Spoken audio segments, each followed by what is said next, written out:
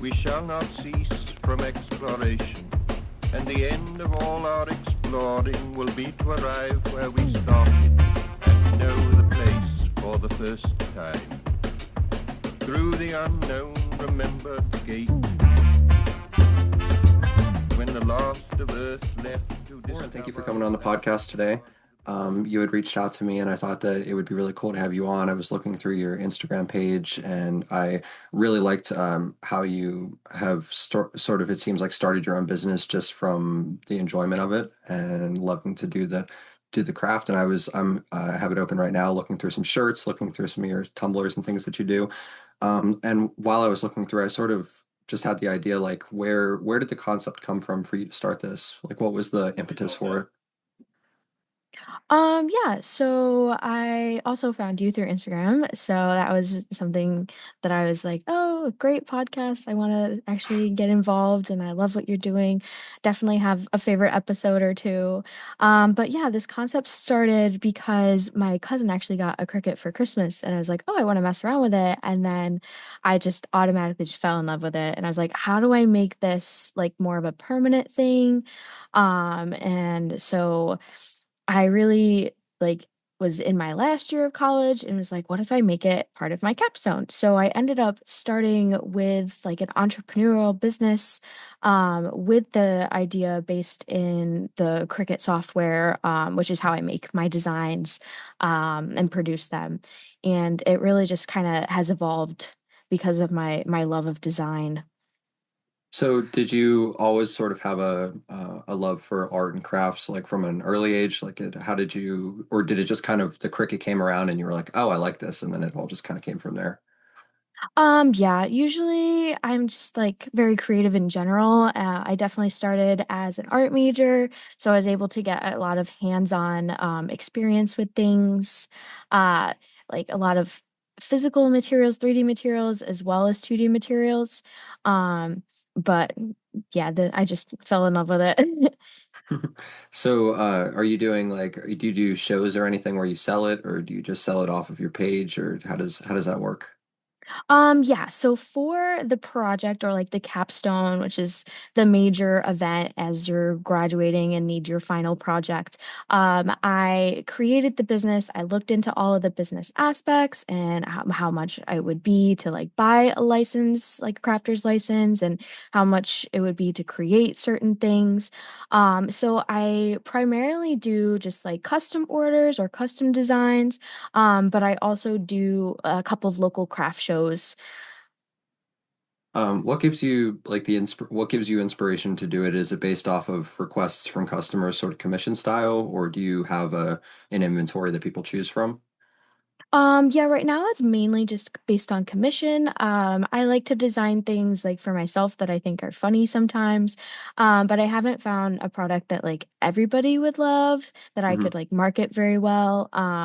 Because I've done like magnets and stickers and different things, but it's usually primarily for that event. It's not Hmm. just okay to go out and get something. I haven't found the right market to do that. Hmm. And so then with the whole market, are you as you look to expand maybe the business, are you looking for it to become sort of like your main profession, or do you want it to stay more as like a side hobby, or like how are you looking to expand that, if at all? Yeah, I'm actually just looking to get like more like awareness about things like that I am able to go out and create some of this stuff. I've kind of come to like a little bit of a halt in my creative process Hmm. because there's not as much inspiration flowing through things. So the designs are through an app and I can go and I can look at other things that people have designed, but there's only so much that I can create for me. I really appreciate creating for other people and for other people to enjoy things that I make. Hmm. So what does your typical inspiration process look like? Is it coming from, I mean, you're saying that you are kind of basing it off of what people want more than what you want to make. But like what kind of inspires you to maybe style wise? Like are there specific artists or styles that you kind of prefer whenever you're creating what you do, or maybe different. I mean, I see that you do like a lot of clothes and things like that, like with the apron. So obviously, there's not like a specific artist who would do something of that sort. But what sort of styles or artists have I think have inspired you uh, to do what you're doing now? Um, there's definitely a couple of graphic design artists that I look up to. I'm blanking on names right now. But I try to do mixed media things. So Hmm. some of them are like on materials such as clothes, for iron on different types of vinyl, but it's also on things that are like windows that I do, or just anything with the vinyl process. I recently got into like the transfer vinyl, so I can print out whatever picture I would like, and then I can cut it out and however I want it styled, and then put it on a shirt or like a bag or something. Yeah, so it seems like it's mostly a lot of like aesthetic add-ons, like cosmetic things that you're working more with rather than like maybe like a piece that somebody would like hang and be like, okay, this is like a piece that I would, and it's kind of like maybe like bumper stickers, stickers Yep. in general, like that sort of thing. Okay. All right, cool. So you said that you're an art major right now. Is that like is that your only major, or like what is it that you're going to college for that you decided to make this your capstone? Yeah, so I actually have finished my major, my art degree. So now I'm just kind of wandering about, wondering what's next to do, bouncing around different places, finding different functions to design for. Recently I came up with the senior shirt design for my old high school. So it has a cool 2025 logo looking thing on it. Um, but yeah, I'm just kind of jumping in places that I know that I'm good at to try to figure out what would be a full time. And I definitely see this as like a full time potential. Okay, so you're looking to have butterfly crafts then expand to something that you might be able to turn into like an actual career more so than just Mm, like a side hustle kind of thing. That's cool because I mean I've done I myself like am more of an arts person than a crafts person, so like I've never been good at any of this sort of thing. But like I know people who, especially around where I'm from, we have a lot of like artists and artisan type people who do different crafts like with metalworking or with crochet or anything like that. And I always wonder, like, because I know it takes so much effort to like make this stuff, and I would imagine that the profit margin some of the time isn't amazing. So it's like, what kind of challenges do you experience maybe right now, or do you predict maybe experiencing in the future to expand your business to a point where you might be able to turn it into more of a career?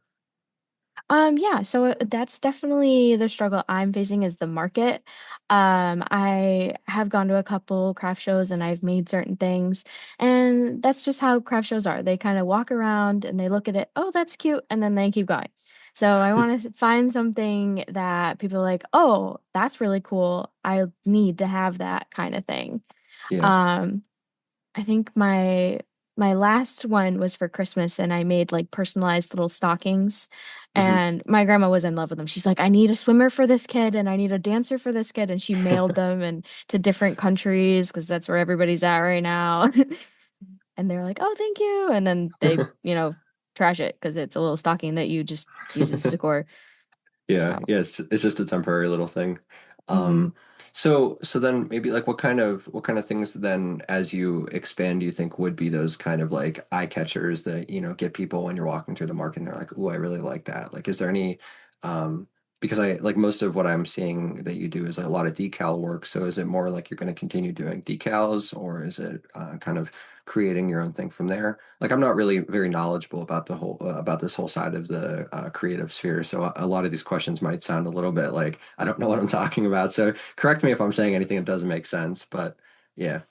No, you're totally fine. Yeah, that was just mainly part of the capstone is I had to come up with my business name, my business product, and then look into the business market. And so the capstone product was actually flowers that I had designed through the app, and then it would cut out the flower, and then I would hand piece them together. And I had primarily thought to market this product at like different events that you would typically give flowers to somebody, so like a concert or a competition, but these would be, made out of felt or made out of pipe cleaners, and they would last a lot longer than if you're just gonna give flowers to somebody and then they die and then you got to hang them upside down. And those flowers are also, like $40 and up, and Yeah. something crazy for those big intricate designed flowers arrangements. And mine were more personalized because I could have like a kid or a performer's name on the flower or on the tag. So, but those events haven't exactly been local to me. Mhm. That was part of like a different job career that I was in that I had access to. And now it's just trying to jump through all the hoops to get the certification, to be the business, to go pay for the table rentals and stuff like that. So then you are like you have everything officialized where you are officially Butterfly Crafts. It's not just like the account name. Is that kind of what you're Correct. Yes. nice? So, I sorry, I no don't have worry. my business like website yet, but Mhm. that my email is through that. All of my product design, my promotion stuff is through that. So, Nice. Yeah, I mhm. recently just I've been working to set up a sole proprietorship for my book and then my girlfriend's crafts that she does, and like so I definitely understand the difficulty with a lot of that, especially whenever like the websites you go to, the government websites never seem very clear on what you're actually supposed to be doing. Mhm. But so I also kind of am getting a lot of like a vibe that you go uh or that you're making things that are what's the word designed more for like the school lens. So like I see a lot of things Mhm. for like your college, your high school. You were saying that you had gotten commissioned for. Is that sort of where you want to keep going with Butterfly, where it's a lot of like school related things, or do you think that once you kind of move farther out of the college and high school sphere, that it's going to sort of evolve more to something else?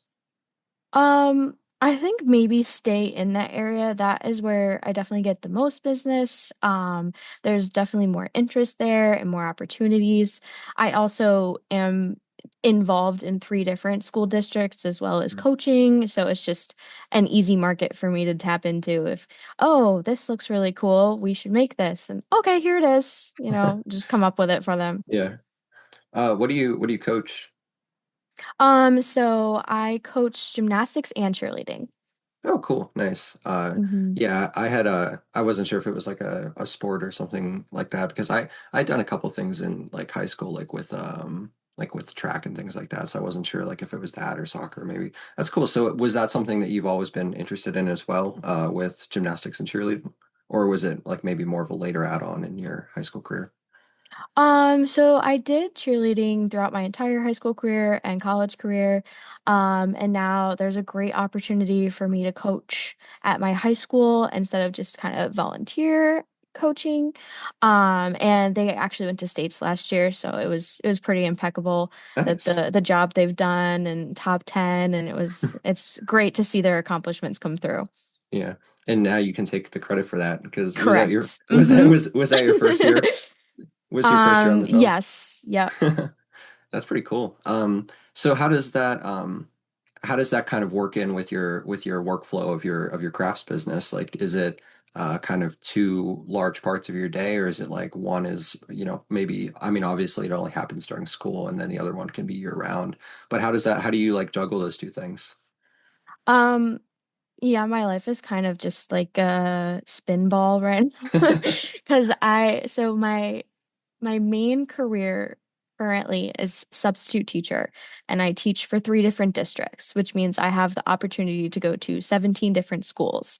Mhm. Oh, wow. So it really just depends upon what tasks I have through the day. If Mhm. I'm working with a specific grade, then I might not be able to do as much crafting, but if I'm monitoring the hall, then I can just sit there on my iPad and design things, or I can sit there and I can crochet. Um, it really just depends upon the type of day I'm gonna have, or the type of things that they need me to get done. So, seeing that that your major was in art, is that sort of where your substitute teaching is focused on? Or is it art, or is it more like kind of you're a jack of all trades, they put you wherever they need you? Like, is it like, Yeah. I am like a big struggle person on trying to decide my definitive position in what I want to do for like the rest of my life. Um, because the influence around me is like, okay, you have a job and then that's what you work for the next 70 years. And I'm like, I don't know what I want to do for the next 70 years yet. yeah. So there was opportunities for me in this area of substitute teaching, and I haven't really found a niche that I want to like stick with. So it's much easier for me to just float around to different schools and different grades and different subjects. Because then if I don't like the kids, I can just be like, I don't like you and not go back. That's funny.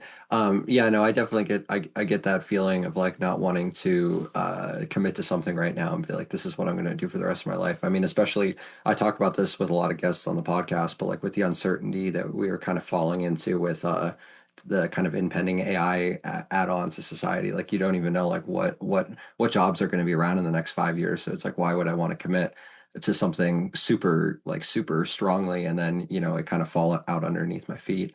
But that is cool to hear, though, that you're pursuing multiple different passions, even if it's kind of like 100% in each direction, and you don't know like kind of which one to stand on the most. So I know that you said that substitute teaching maybe isn't necessarily where you want to stay forever, but are you looking to kind of upgrade more to a permanent teacher, or is something else that you're looking towards maybe? Um, yeah, my like outside influence is really pushing me to be an art teacher. Hmm. So that's also where the like creative aspect comes in. And I feel like that's like a safe option at this point. Hmm. It's like I already know that I'm going to be good at it and I already know that I like teaching. So like I'll just do this certification and I'll be fine and then just do it for the rest of my life. Um, but I don't know if this is like the absolute best fit for me to do yet. I see. So maybe then like other than teaching and with your craft business, because it definitely seems like that's like your big passion. Like are there any other things that you kind of see as like this is a field that I would be really interested in pursuing, or is it maybe just like different derivatives of the what you're already doing? Um, It's kind of just different derivatives. I Hmm. mean, the majority of my jobs are with teaching and with kids, but the other jobs that I have are just like restaurant service work. And the main part that I enjoy the most is like organizing the room and setting the Oh, okay. decorations and making sure the tables are good. So the planning part. So that also feeds into the creative side with the teaching and planning the curriculum and making it fun while also having it structured. Hmm. Well, that sounds like it makes sense then why you fell so easily into doing Butterfly, because I mean you're kind of running it all yourself, and so you get to organize it how you want, and you kind of get to build it how you want. So as you kind of are working on Butterfly, do you think that you're going to keep it just yourself, or do you think like you might get someone else to help you produce more? Like where do you see that going? Yeah, it produce more would definitely be beneficial.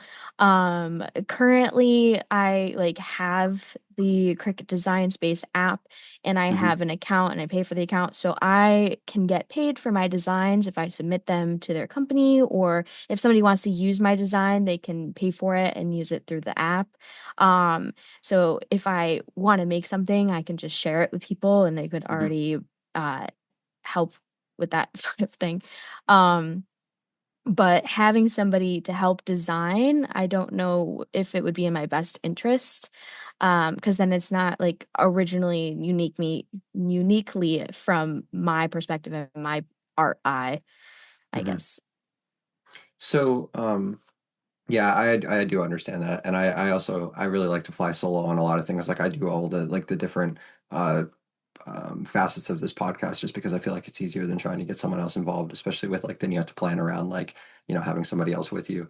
But then so talking about butterfly crafts, I know you had said earlier that it sort of just kind of all fell into place in the right time and right place whenever you had did you say it was a friend or a family member who got the cricket that one Christmas and then Definitely a family member, yep. And a now I family have my member? own cricket, so And so that was kind of how it fell into you doing it as your capstone, and then that led to your business. But it seems like you've always been very interested in being like maybe the center of either a business or a group, with like loving organization and all that stuff. So when you were like, as you were growing up into your art, your love of art and your career aspirations, like did you always kind of think that you would go towards running your own business and owning your own business, or was that just like purely by chance?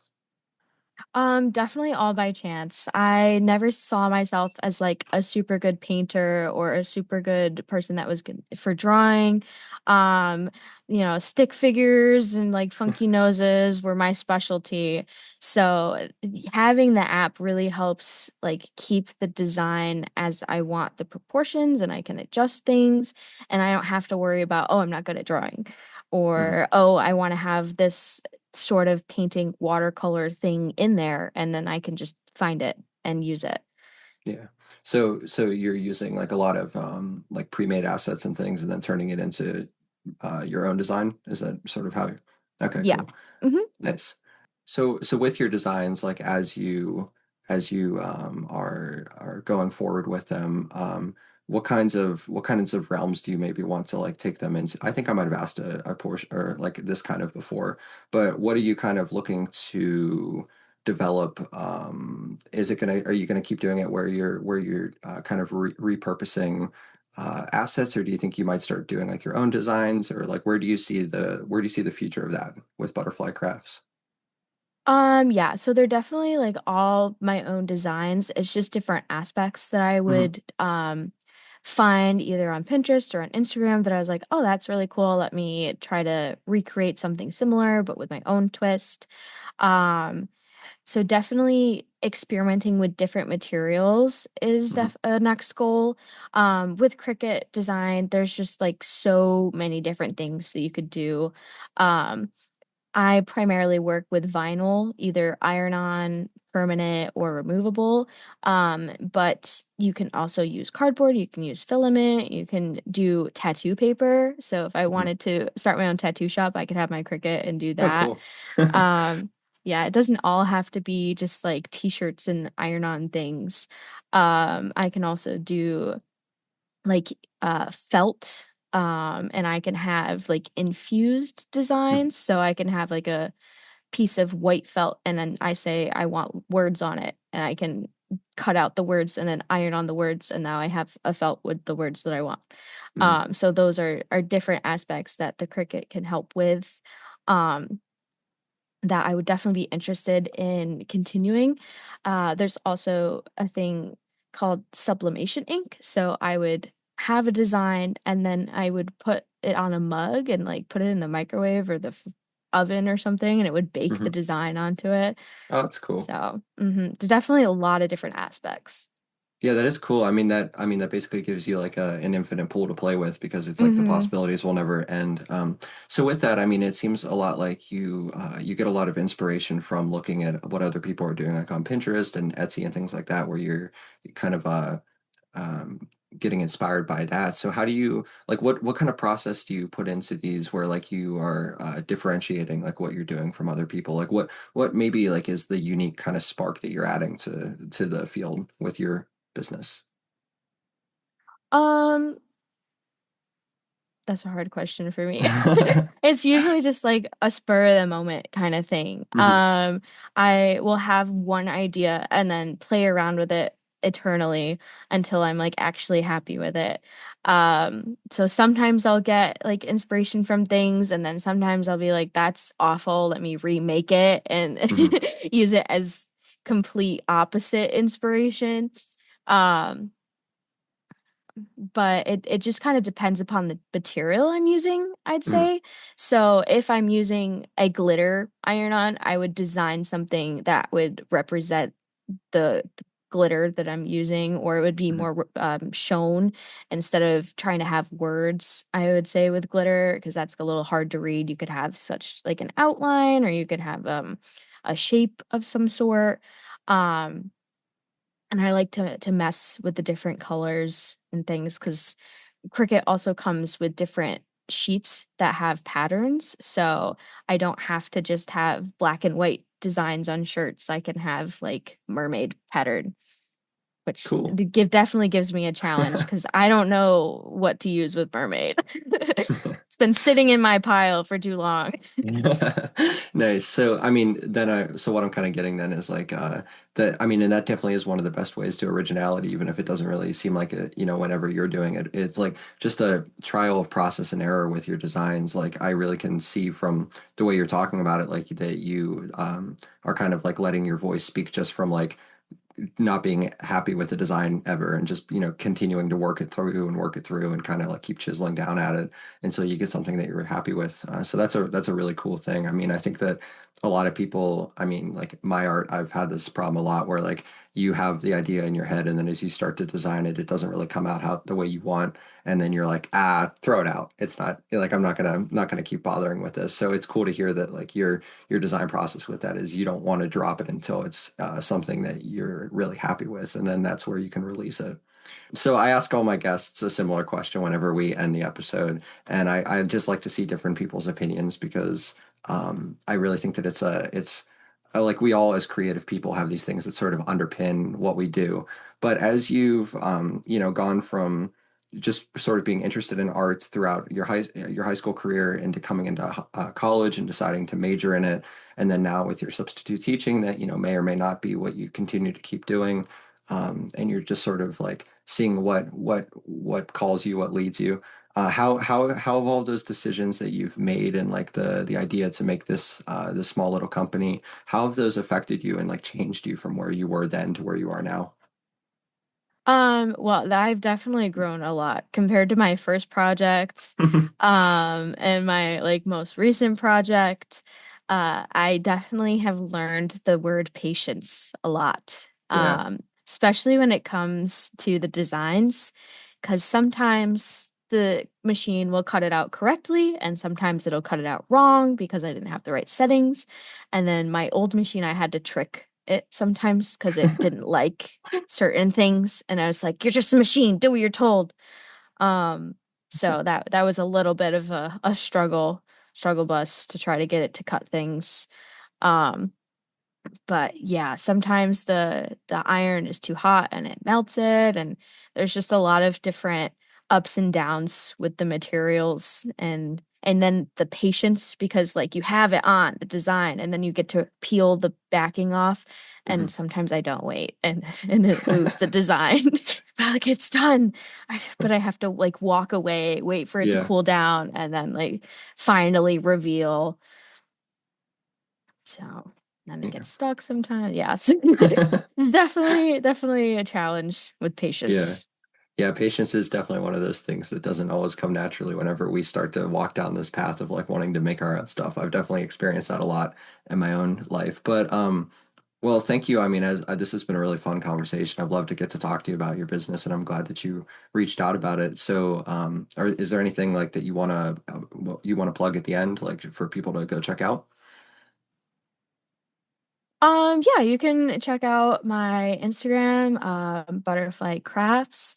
I am totally open to any commissions right now. I don't think I have a high price range. It's probably like $5 or less for things.